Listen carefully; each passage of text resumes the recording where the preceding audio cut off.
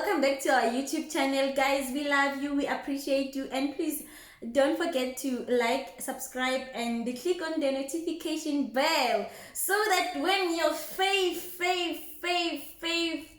couple post a video, you will get notified, guys. So going to today's topic, we will be talking about how my handsome husband thought that he's infertile. Yep. So my husband thought that he's infertile. He doesn't make babies. He's not able to make babies, right? Yeah, so let's give it over to him so that he can explain better. Hello guys. How are you? And then to our new visitors, please like, subscribe, and also click on the notification bell so that whenever we post a video, you can be notified. To our existing subscribers, please. We thank you, guys. Yeah, please comment down below with any feedback and also with any opinion with regard to videos that you would like us to do. So yes, let's hop into the content of today. So yes, this is something new because I've never thought that at the end of the day I will disclose this to people or to anyone except my wife, because she's the first person who known about this issue when I started dating him. So how did it all started? Yes, how did all this started? Like, it started when I was a young boy, like, you know, us as young boys, boys as young boys, we play rough games, you know. So when I was a little boy, I was playing some karate, running around, and then unfortunately, while I was still kicking and flying, one guy hit me straight at the family, like straight at Google, and yeah, it was not it was not good. But then what happened is that one of my testicle on the right actually went up, like into the pubic area. If you understand where is the pubic area, you know what I'm talking about. So yes, kick me, pa, testicle, pubic area, roll down there, cry. So I'm sorry from that time, like, I've never actually checked what happened. I thought everything is fine, you know. And by that time he was only, I think, 7 years old. Yeah, so I was quite young. Yeah. So he didn't care what happened. So when I went home, I couldn't even tell my parents that, yo, you know what, guys, I'm not fine here. One of the guy did this to me, so I couldn't explain. So yeah, that's what happened. So fast forward, I grew, I became a guy. Yeah, so when I became a guy, I started noticing there when I was growing, like, no man, there's a little bit of a difference down there. The other part is down there, but where is the other baby there? So when I checked there, when I started checking I'm sorry.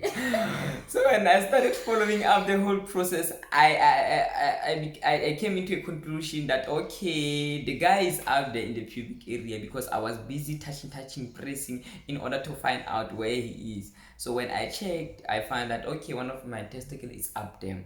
So yeah, what I did is, like, I did that secretly without even telling anyone. I started rubbing there each and every time. But then fortunately the guy fell down to the right spot, you understand? Right where he belongs. Right where he belongs. So yes, so during that process that I was still rubbing the guy, like, it took about years, you understand, about 1 to 2 years while doing that, while I was away. So during that time, I was still at Haswater. Haswater is a small town area at Northern Cape, going to Kimberley. So I was staying there, like, I was that guy actually who likes a lot of girls, yes. You know, so I will hit raw, you know. I will sleep with someone without protection. I will even release my sperms, they won't get pregnant. I did that from one woman to the other, you understand.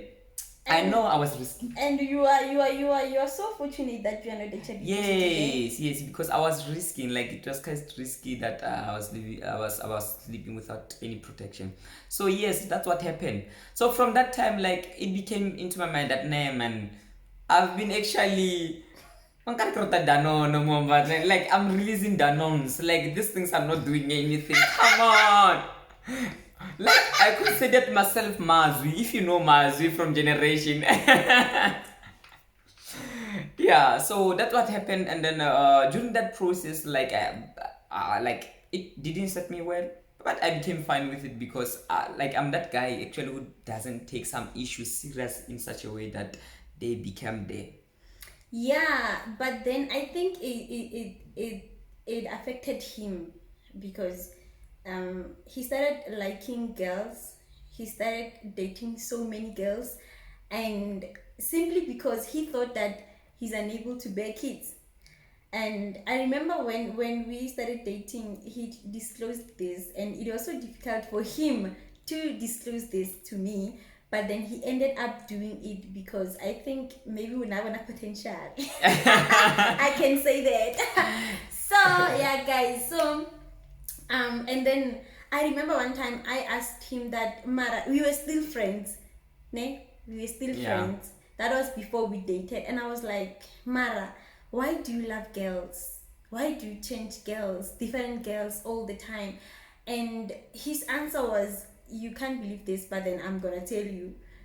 I love girls, and because I'm unable to bear kids. So who will be in a serious relationship with somebody who can bear kids?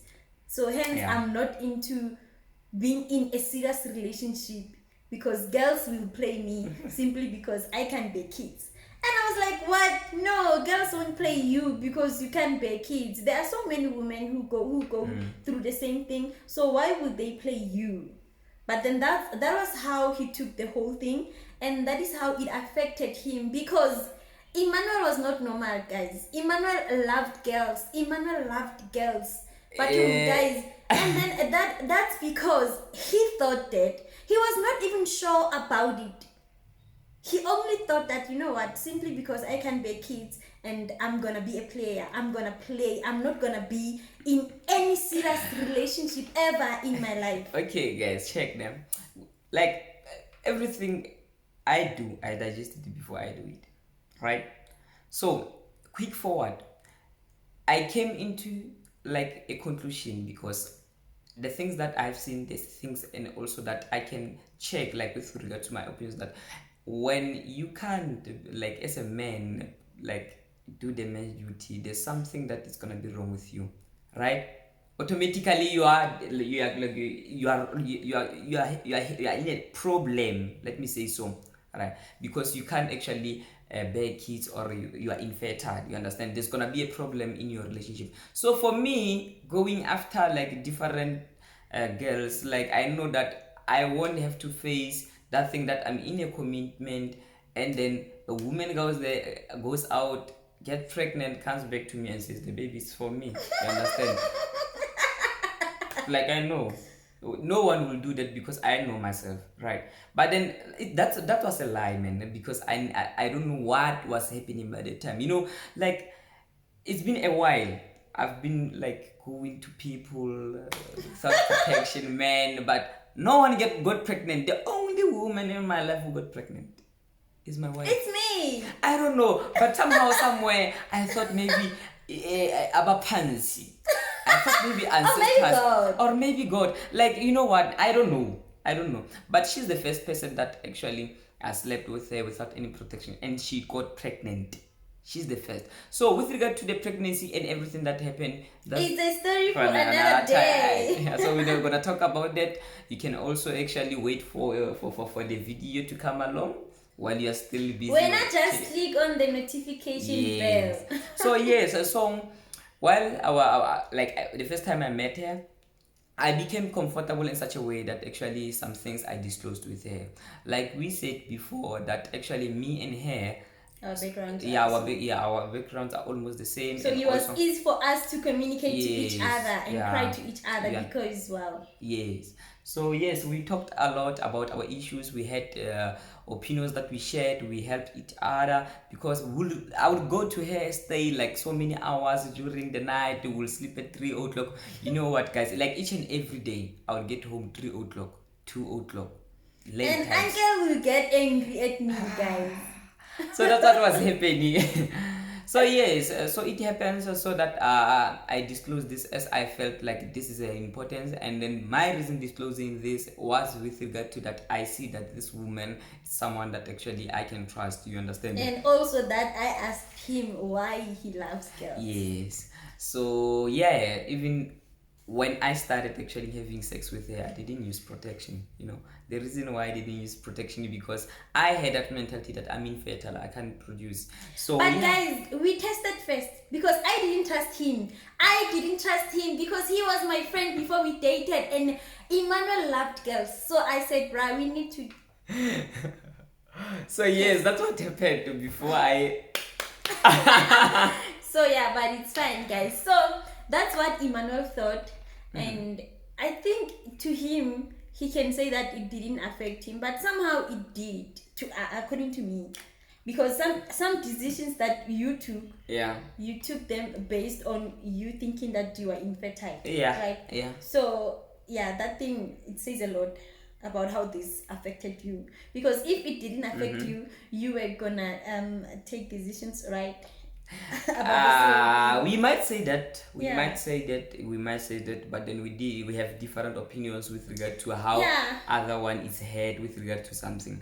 But then yes, I can agree to my wife, and then that's what I can say. And guys, funny enough is that, and I think that's also the reason why I fell in love with him, because Emmanuel was so free, guys. He was so free to tell me everything.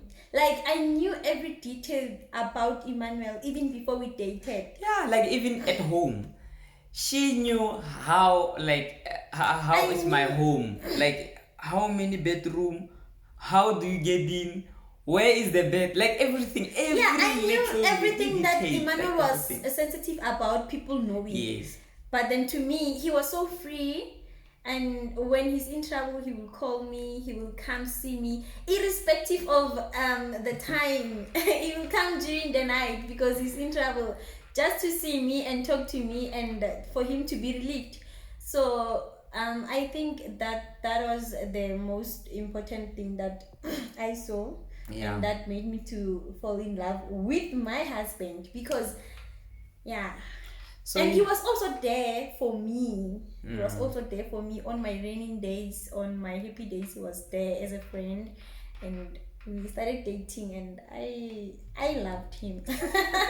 I loved him. We're gonna talk about that one. We're gonna how you started loving him. How I started loving Emmanuel. Okay. So it's a story for another day. So that's how Emmanuel thought that he's infertile, guys. So yes, like each and everything that actually it's personal to your space, you can't disclose to anyone. It becomes so difficult in order for you to free it up. But then I made it to free it up. Yes, it's something that actually I was thinking like, come on, man, I'm not that whole perfect man. You understand? Because there's something that's something that is important that I don't have. So yes, and currently I'm fine, because you know what, the body can rectify itself, but if it's not that internally damaged. So yes, I managed to rub myself without letting my parents. Even currently, my parents that don't know, they don't know like I have a problem. Like nothing, you understand? So it's because I did that my own way without communicating it, and then I had some consequences, but then they were not like something. Those consequences, it's not like they were negative in such a way, because of if I achieved what I wanted to do by that time, where could I have been? So it's something that comes into my mind that okay, I risked my life actually. I could have become HIV, like I could have contracted maybe any disease. Let me say first of all, I could have contracted AIDS. You understand? Any diseases that is related to any sexual intercourse. So I've risked my life with regard to that, and also I could have impregnated how many women currently with regard to what I was doing, like more than 5. So you understand the situation that I was in. So having that issue and thinking that I'm infertile, well, I was not. like it was a like it was I was playing a chess, like it's a lose or win game anytime, like you understand what I'm trying to say. So I'm lucky that when when I got to know that I have the capability to produce was with someone that I love, and then that I'm with currently, that I got married to, you understand? And so that's a privilege. Yeah, it's a privilege, guys. It's a privilege, and we thank God. We thank God actually, because this whole situation was just making Emmanuel to be a mess guy, a mess young guy who didn't have any direction in life, who was doing things that are not what can I say, that are not That are not appropriate. Yeah, that are not appropriate. Yeah, that a normal person can't do. Mm-hmm. Yeah. So yeah. You know what? Like each side of someone, right?